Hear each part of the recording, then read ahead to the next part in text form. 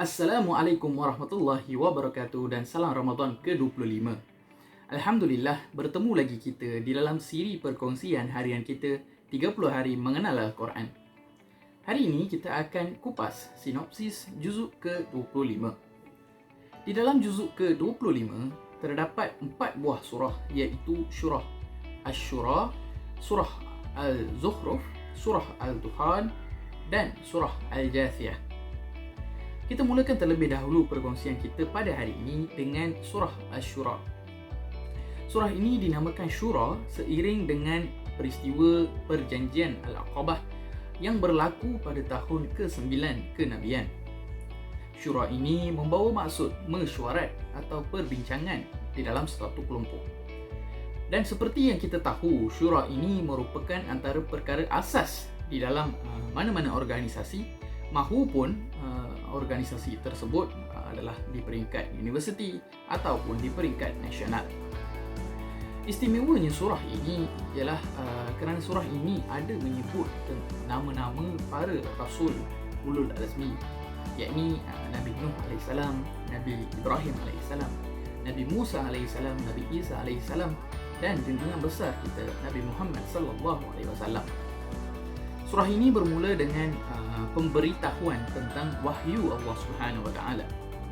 Malah di penghujung surah ini juga disebut tentang wahyu Allah Subhanahu Wa Taala. Di dalam surah ini ada terdapat beberapa perkara-perkara penting yang diceritakan. Antaranya ialah tentang kedudukan Makkah itu sendiri yang terletaknya sebagai pusat bumi.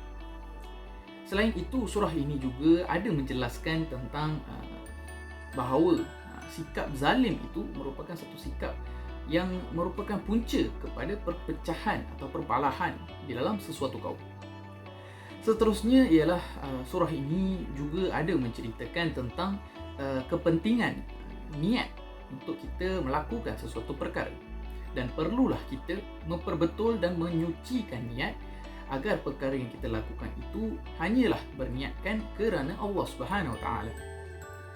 Di dalam surah ini juga Allah Subhanahu Wa Taala menyatakan sifat-sifat yang perlu ada di dalam seseorang Islam dan bagaimana perbuatan maksiat yang merupakan punca berlakunya turunnya bala kepada kita.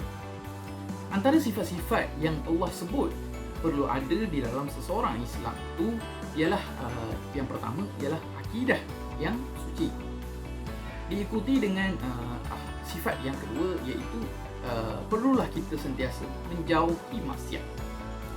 Yang ketiga ialah mempunyai akhlak yang baik. Dan diteruskan dengan dan ada juga disebutkan tentang kepentingan istiqamah di dalam sesuatu ibadah dan apabila kita memohon doa atau bantuan kepada Allah Subhanahu Wa Taala. Baik, itu adalah merupakan surah yang pertama di dalam juzuk ke-25. Surah yang kedua di dalam juzuk ke-25 ini ialah surah Al-Zukhruf.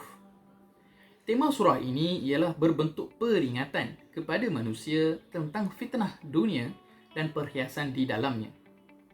Di awal surah ini ada disebut tentang keimanan kepada Allah Subhanahu Wa Taala sebagai pencipta, dan di penghujung surah ini pula ada disebut tentang keimanan kepada Allah Subhanahu Wa Taala sebagai pemilik alam semesta ini. Di dalam surah ini juga ada diceritakan tentang perbezaan cinta di antara cinta dunia dan cinta kepada Allah Subhanahu Wa Taala. Dinyatakan dan jelas bahawa cinta dunia ini adalah sementara dan sentiasa ada penghujungnya. Tetapi cinta kepada Allah Subhanahu Wa Taala itu kekal abadi selamanya. Baik, surah yang ketiga di dalam juzuk ini ialah surah Ad-Dukhan. Surah ini juga bertemakan peringatan kepada manusia, tetapi berbentuk peringatan agar manusia tidak tertipu dengan kuasa yang dimiliki. Surah ini juga memberikan ancaman, peringatan atau amaran kepada orang-orang yang menolak rahmat wahyu Allah Subhanahu Wa Taala. Permulaan dan penghujung surah ini bercerita tentang bagaimana Al-Quran ini diturunkan sebagai peringatan kepada kita semua. Surah ini diturunkan selepas kejadian kemarau panjang di Makkah yang berlaku selepas didoakan oleh baginda Rasulullah sallallahu alaihi wasallam agar golongan Quraisy ini, kafir Quraisy ini, mereka percaya akan kata-kata Nabi bahawa baginda merupakan nabi utusan Allah Subhanahu Wa Taala, dan agar memperingati mereka agar kembali kepada Allah Subhanahu Wa Taala.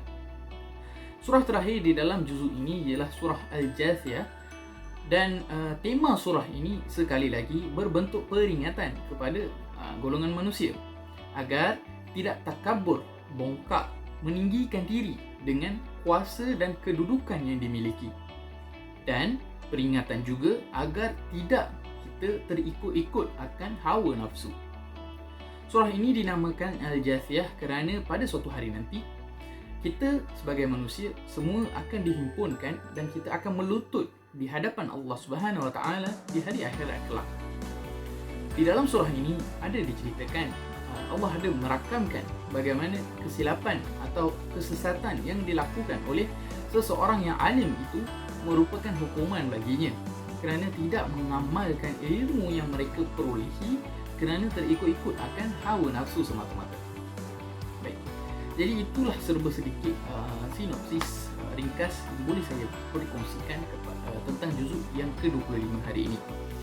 Dengan berakhirnya perkongsian ini, maka berakhirlah juga tugasan saya untuk memberikan perkongsian 30 hari mengenal Al-Quran sepanjang bulan Ramadan ini. Saya berharap perkongsian yang saya berikan sepanjang bulan Ramadan ini memberikan manfaat kepada para penonton sekalian. Segala salah silap, terkasar bahasa atau tersalah sewaktu saya berbicara, harap para penonton maafkan.